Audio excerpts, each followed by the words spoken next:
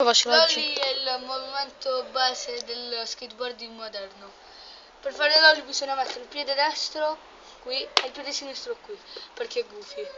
Io sono goofy. Bisogna poppare e slidare, ma non verso fuori, perché sennò vi sfuggirà. E quando si poppa e slide, il piede sinistro va sulle viti.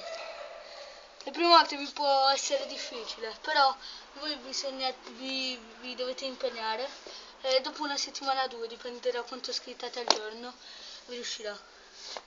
Ora vi farò vedere i vari tentativi. Ecco.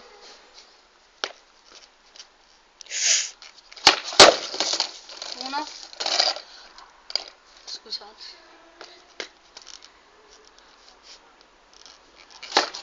Due. E il terzo e ultimo. Ciao a tutti. Edoardo,